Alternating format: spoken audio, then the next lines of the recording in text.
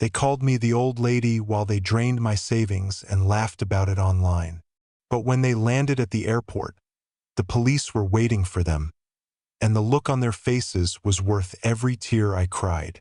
Hello, my name is Mildred. I'm 74 years old, and this is my story. Before I begin, I'd like to know, where are you watching from?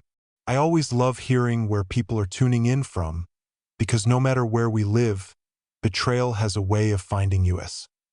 Doesn't it? Now, let me take you back just a few months ago. I was living a simple, steady life. My days were predictable. A morning walk down my quiet street, tending to my little garden in the afternoon, and evenings spent with a cup of tea and the photographs of my late husband. We didn't have a glamorous life, but we built a solid one. Every penny was earned, every dollar stretched, and I carried that discipline with me even after his passing. My son, David, and his wife, Lacey, were a big part of my world, or so I thought. I welcomed Lacey into our family with open arms. I gave her the recipes my own mother had passed down to me. I bought her little gifts on holidays, and when their finances were tight, I offered help. I didn't think twice about it. After all, family was family. Because I trusted them, I allowed David limited access to one of my credit cards. Just for emergencies, I told him. I wanted him to know that if life threw a storm his way, he wouldn't have to weather it alone. For years, that arrangement sat quietly in the background, hardly touched, until one morning, everything changed.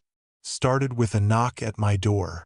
My neighbor, a kind woman named Teresa, stood on the porch, phone in hand, her expression somewhere between pity and awkwardness. "Mildred," she said softly, "I thought you should see this before it spreads around." I frowned, took her phone, and there it was, a post on Lacey's social media, a picture of her boarding a plane with my son, champagne glass in hand, grinning ear to ear. The caption read, "Finally, a trip without the old lady." The old lady, that's me. For a moment, I couldn't even process it. My ears rang, my heart dropped, and Teresa's voice felt far away. I laughed nervously, thinking it must have been some sort of joke taken out of context. But then my phone buzzed on the table behind me, and buzzed again, and again. Bank alerts. One after another. Charges I didn't recognize. Airline tickets.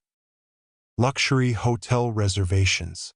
Restaurants with bills that made my stomach turn. Thousands of dollars gone in a matter of hours. I sat down hard in my chair, Teresa still standing there, watching my face lose its color. They wouldn't, I whispered more to myself than to her. They couldn't. But they did. I opened my banking app, and there it all was in black and white. Their smiling faces on social media matched perfectly with the withdrawals on my account. And the cruel part? Every caption they posted mocked me. Lacey joked about living like queens on grandma's dime in a comment thread that one of her friends had liked. I wasn't supposed to see it, but I did. It wasn't just the money. It was the realization that while I had been clipping coupons, carefully budgeting my pension, and setting aside something small for my future grandchildren, my own son and his wife had been laughing about me behind my back, using me, treating me like some fool they could milk for comfort and convenience. My hands shook as I put the phone down. Teresa tried to comfort me, but I could barely hear her. Memories flooded in. The nights I babysat their children for free so they could catch a break. The time I helped them with their down payment. The little sacrifices I made thinking I was building trust and love. And now I was just the old lady, a punchline in their private jokes. That night I didn't sleep.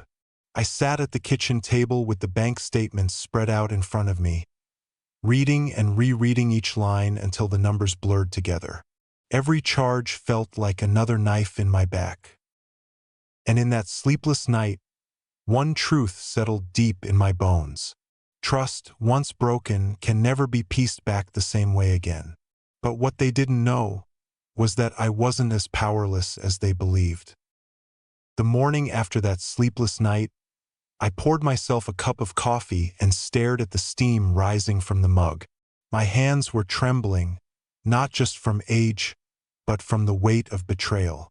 I've always been the kind of woman who believes in giving people the benefit of the doubt. Maybe it was a mistake, I told myself. Maybe David didn't realize the card was still active. Maybe Lacey exaggerated on social media. I clung to those maybes like a lifeline, because the alternative that they had deliberately used me, mocked me and laughed while doing it, was almost too painful to accept. But when you get older, your gut sharpens in ways you can't explain. My gut told me the truth. This wasn't a mistake.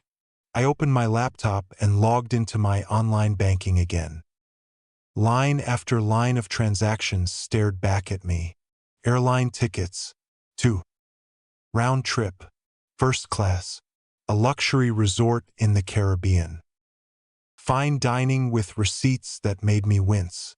Designer boutiques, spa packages. The total was staggering. More than I had ever spent in 1 year, let alone 1 week. It was all there. Time-stamped, undeniable. I printed the statements and laid them neatly on the dining table. My little dining room, with its lace tablecloth and vase of fading roses, suddenly looked like a crime scene. Evidence everywhere. For a moment, I sat back and closed my eyes, remembering how I had gotten here. Years ago, when David and Lacey first married, they struggled. Rent was high. Jobs were unstable. I stepped in as any mother would. I bought them groceries when the fridge was bare. I slipped $20 bills into their hands when they claimed they didn't have gas money. And when David asked if he could have access to my card, just for emergencies, I said yes without hesitation. Because what kind of mother refuses her own son when he's desperate? But this wasn't desperation.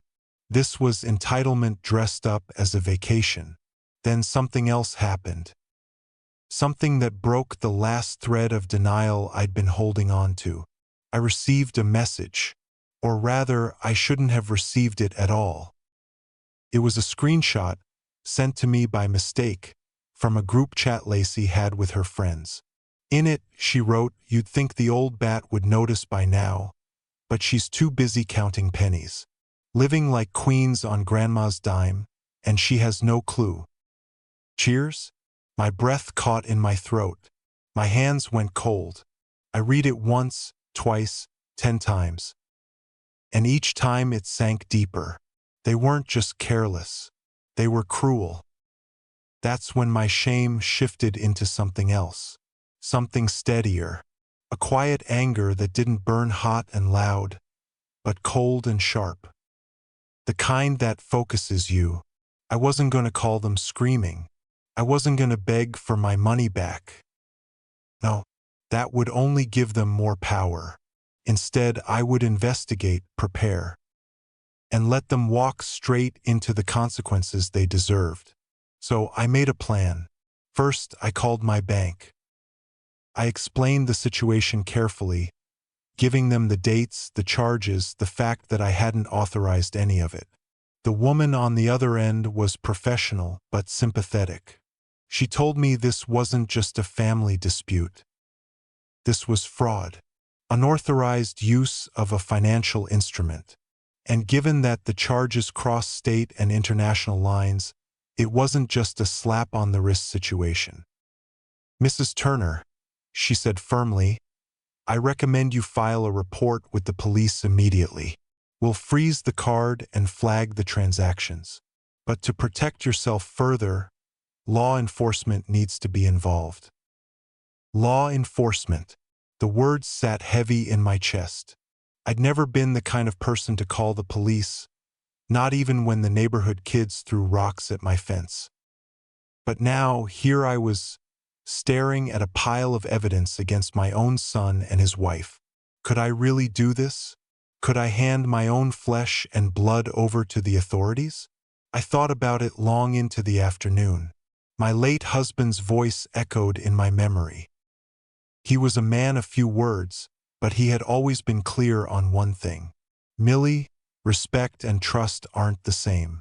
Don't confuse the two. And suddenly, I understood what he meant. Respect means treating people with dignity. Trust means handing them responsibility. David and Lacey had neither respected me nor honored the trust I'd given. Instead, they had mocked me, stolen from me, and flaunted it for the world to see. So yes, I could do this. I had to.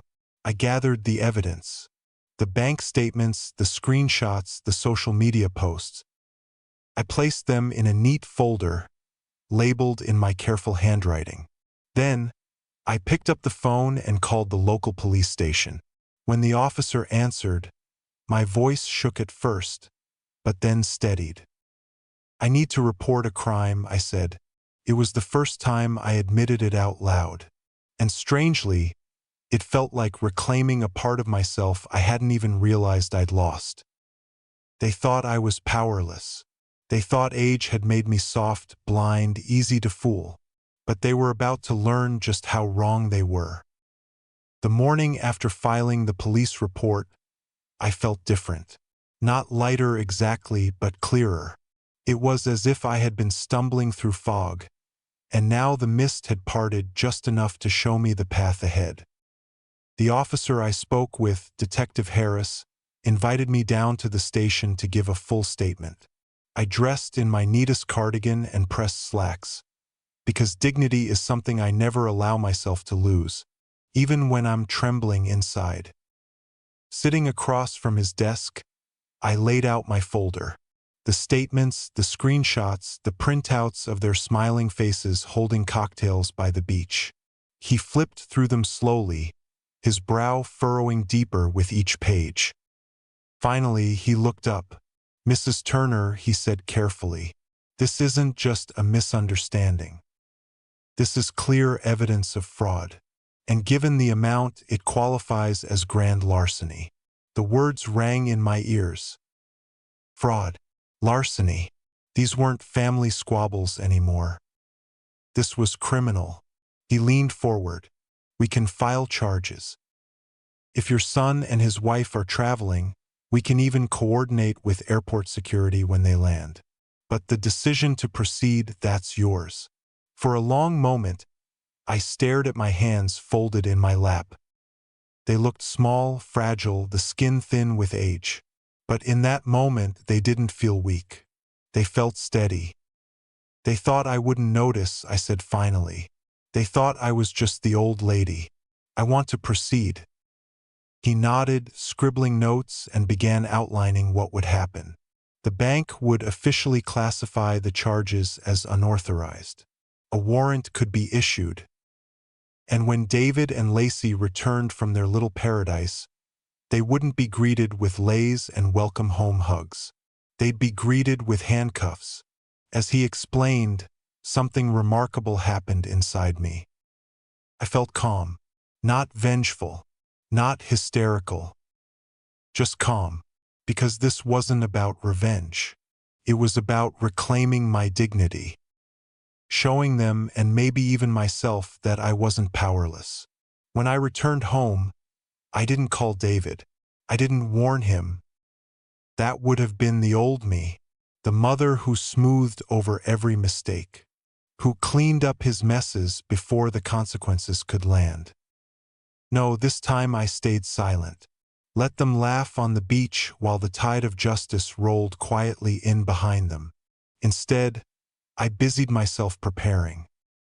I froze the card, opened a new account the very next morning, and changed every password I had. If they thought they could waltz back into my life and keep using me, they had another thing coming. But waiting wasn't easy. Every day I found myself checking their social media. There they were, sprawled on beach chairs, holding fruity drinks, captioning their posts with lines like, "Best trip ever. Freedom tastes so sweet. Freedom, paid for with my sweat, my savings, my sacrifices." I printed those photos too, tucking them into my folder.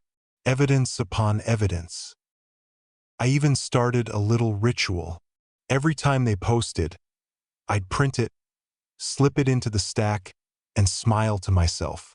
Each picture was another nail in the coffin they'd built with their own arrogance. One evening, as the sun set behind my garden, I thought back to a memory of my husband. It was years ago during one of David's early screw-ups. He'd borrowed money from a cousin, gambled it away, and begged us to bail him out. I had been ready to forgive him, to scrape together what we could. But my husband shook his head. "He'll never learn if we always rescue him, Millie," he'd said, firm but sad. Back then, I hadn't listened. I always thought love meant saving someone, no matter how many times they drowned themselves. But now, looking at the stack of evidence on my table, I realized love sometimes means stepping aside and letting the consequences do the teaching. By the end of that week, everything was in place. The bank, the police, airport security, all coordinated. Detective Harris called me one evening. "They land on Saturday," he told me. "Don't worry, Mrs. Turner. We'll take care of it. You don't even need to be there." For a moment, I considered going, to stand at the gate, arms folded, watching their smug faces crumble. But then I decided against it. This wasn't about theatrics. It wasn't about making a scene. No, the sweetest justice would be letting them discover, on their own, that the world doesn't bend forever to their cruelty. So I stayed home. I watered my roses. I baked a small loaf of bread. And I waited. I knew Saturday would bring something neither David nor Lacey ever expected. They thought I was too weak to fight back. But they had forgotten something important. The quiet ones are the most dangerous. Saturday crept closer with every tick of the clock. But instead of feeling nervous, I felt steady, almost like I was standing on the shore watching a storm roll in. The winds were picking up. But I knew it wasn't my house that would be struck by lightning this time. In the days leading up to their return, I did what I had been doing all along. Watching. Their entire trip was paraded across the internet for anyone with eyes to see. I didn't need a private investigator.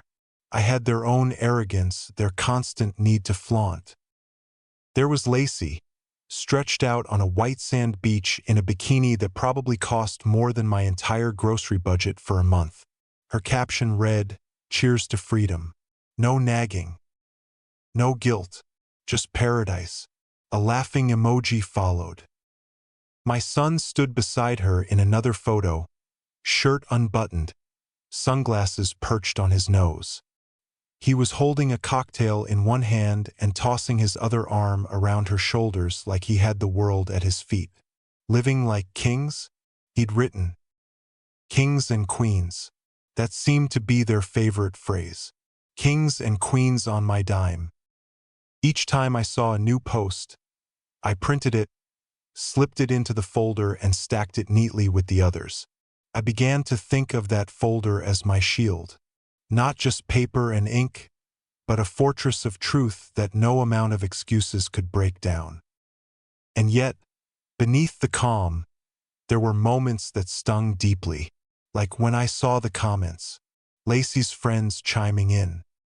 "Must be nice to have such a generous ML. Haha." Or, "She doesn't even notice. Lucky break for you guys." Lucky break. That phrase cut worse than any insult, because it told me the truth. This wasn't an accident. This wasn't a misunderstanding. It was entertainment. For them. A running joke with me cast as the fool. I sat at my kitchen table late one night, scrolling through their posts. And I remembered something from years ago. It was my birthday. I had baked my own cake because no one else had the time. They'd come by in the evening, distracted, half-hearted, rushing through dinner so they could meet friends afterward. Lacey had given me a sweater, 2 sizes too big, tags still dangling, clearly an afterthought. I had smiled anyway, because mothers learn to swallow disappointments. But that night, after they left, I'd sat on the edge of my bed and whispered to my late husband's picture, "Is this what family feels like now?" And here I was again, years later, holding the same question. Only this time, I wasn't whispering into the dark. This time, I had proof. And this time, I wasn't going to swallow it. As the week passed, their photos shifted from beaches to shopping malls, pictures of shiny bags with luxury logos stacked on the hotel bed, shoes lined up in pairs, 6, 7, 8 boxes of them. Lacey tagged one photo. "When grandma pays, you don't look at price tags." That one hurt not because of the money, but because of the sheer disrespect. I thought of the sacrifices I had made. The nights I skipped dinners so David could have shoes for school. The second job I took so he could go to college without loans. All the years of careful saving just for them to treat my life's work like a scratch card they could cash in whenever it suited them. But instead of crying, I found myself smiling. Not a joyful smile, but a knowing one. Because every post, every smug little caption was a brick in the wall of their undoing. On Friday evening, the night before they were scheduled to land, I received a call from Detective Harris. His voice was calm, steady.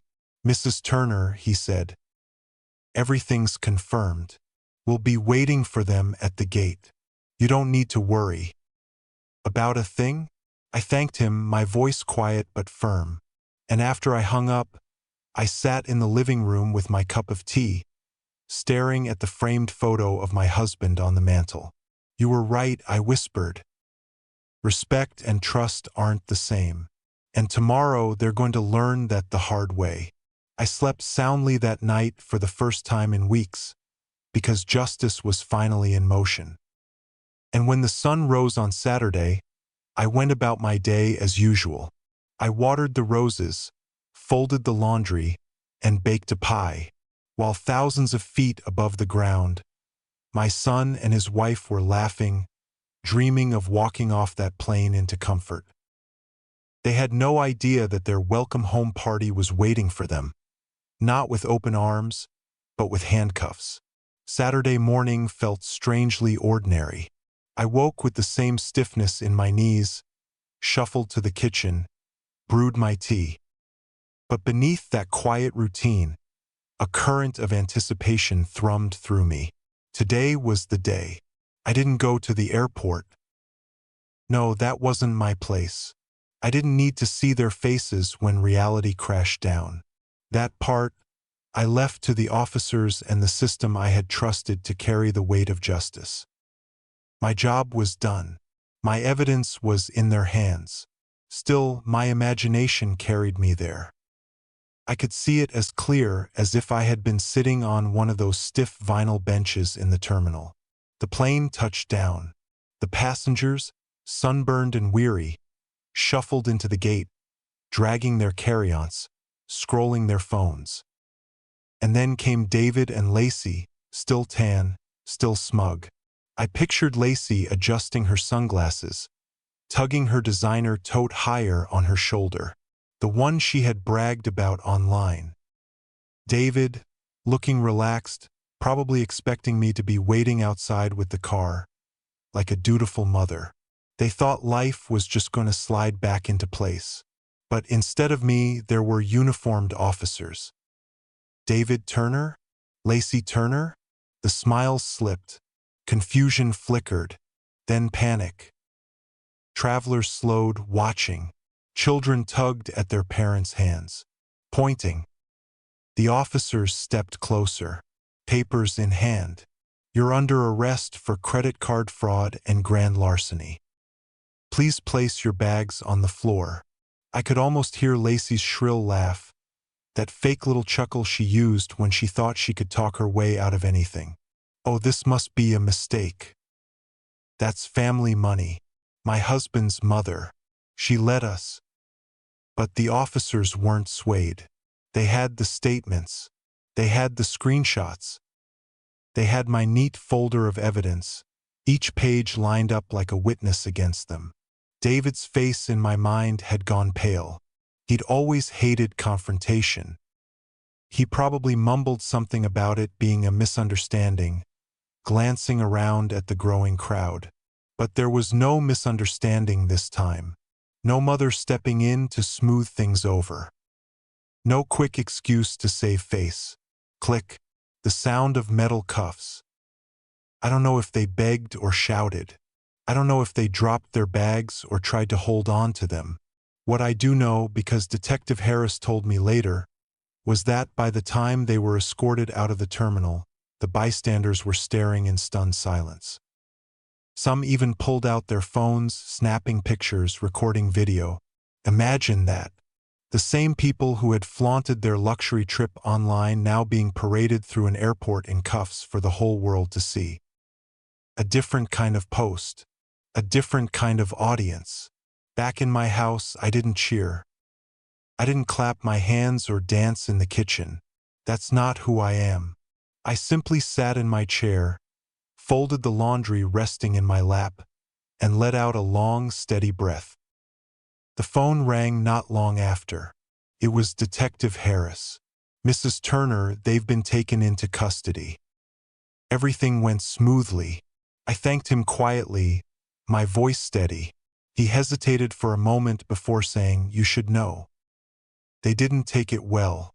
They'll likely try to contact you." I nodded, though he couldn't see it. "Let them try," I said. Sure enough, the calls started within hours. My phone buzzed with David's number first, then Lacey's, then messages. "Mom, please, you don't understand. And how could you do this to us? We're family. Family." That word tasted bitter now. I didn't answer. I let the silence stand. Because for once, silence was power. Later that evening, as I stood in my garden, the crickets humming in the background, I thought about how fragile dignity can feel, how quickly people you love can strip it from you if you let them. But I also thought about how strong it can be, too, if you choose to protect it. My roses glowed faintly in the twilight. Their petals were soft, but their stems carried thorns sharp enough to draw blood. I smiled, realizing I had finally learned to be like them, gentle where I chose, but not defenseless. They had mocked me as the old lady, but when those handcuffs closed around their wrists, it wasn't age that defined me. It was strength. And that was only the beginning of what came after. The house felt unusually quiet that night, though nothing had changed. The same clock ticked on the wall. The same kettle whistled on the stove. But inside me, something had shifted. For the first time in years, I didn't feel like a background character in my own life. I felt like I had finally stepped into the center of the stage. Even if it was a stage built from pain, the calls kept coming. At first, I ignored them, letting the phone buzz and buzz until the silence returned. But eventually, my answering machine filled with messages. And against my better judgment, I listened. David's voice cracked with desperation. "Mom, I don't know what you told them, but this is insane. We didn't steal. It was just borrowing. Please talk to the police. Fix this. You can fix this." Borrowing. That word nearly made me laugh, though there was no humor in it. Borrowing is what you do with permission. Borrowing is what you repay. What they did was theft. Plain and simple. Then came Lacey's voice, sharper, dripping with venom. "You didn't have to go this far. Do you know how humiliating this was? People recorded us. Everyone saw. You'll regret this when the family turns on you. You're supposed to protect us, not ruin us." Ruin them? as if I had planned their downfall like some vindictive villain. They had ruined themselves. I'd only pulled back the curtain. By Sunday morning, the whispers had started. My sister called, her voice hesitant. "Mildred, I heard what happened. People are saying you called the police on your own son. Is that true?" I answered simply, "Yes." There was silence on the line, then a sigh. "Some folks think you went too far." I smiled bitterly. Some folks didn't have their life savings drained while being called an old bat online. Because that was the part everyone overlooked. The respect. Money can be replaced. Dignity cannot. By Monday, David was released on bail. He showed up at my door, looking nothing like the smug man in those beach photos. His hair was messy, his shirt wrinkled, his eyes hollow. "Mom, please," he whispered, as if he were 12 years old again asking for forgiveness after breaking a neighbor's window. "I'll pay it back. Just tell them you don't want to press charges." I studied him, my own son, the boy I had once rocked to sleep, the man I had defended to relatives when he stumbled through one failure after another. And for a brief second, my heart ached with the memory of love. But then I remembered the screenshot. Lacey's words, laughing about living like queens on my dime. I remembered the post. Finally, a trip without the old lady. I remembered every sacrifice. Every penny-pinching meal I had endured so they could stand there with smug smiles and treat me like a joke. I shook my head slowly. "No, David. Not this time. You'll face the consequences." His shoulders slumped. He muttered something under his breath, turned, and left. That night I pulled out my will. It was something I hadn't looked at in years, tucked neatly in a folder with my lawyer's card clipped to it. I sat at the kitchen table, red pen in hand, and began making changes. I reduced David's share significantly, leaving a token amount, enough to remind him that I had once loved him, but not enough to give him another chance to squander what I had worked for. The rest I redirected, some to charity, some to scholarships for children who had no one else, and a generous portion to my granddaughter, because she, at least, still treated me with kindness. Felt liberating, like I had closed a chapter that had weighed on me far too long. Later that week, my neighbor Teresa stopped by.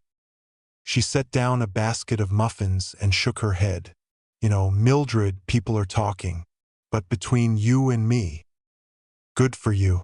Too many of us stay silent and let the younger ones walk all over us." I smiled at her. A tired but genuine smile. "It's not about revenge, Teresa. It's about reminding them and myself that I still matter." Because that was the heart of it. I wasn't invisible. I wasn't disposable. I wasn't just the old lady. I was Mildred Turner, a woman who had built a life brick by brick, sacrifice by sacrifice. And if they thought they could tear that down with greed and cruelty, they were sorely mistaken. As the sun set that evening, I sat on the porch, sipping tea, listening to the quiet. For the first time in a long time, it wasn't a lonely quiet. It was peace. When the dust finally settled, I sat back and realized something important. This wasn't just about money. It never was. It was about respect, about being seen as more than a wallet or a burden. Yes, David and Lacey got what was coming. The police did their job. The bank reversed what it could. And I changed my will to make sure my hard-earned savings would never again be wasted on greed. That part of the story is finished. But the lesson, that's what I carry with me. I used to believe that protecting family meant shielding them from consequences. I thought love was measured by how much you could give, how much you could forgive. But age has taught me something else.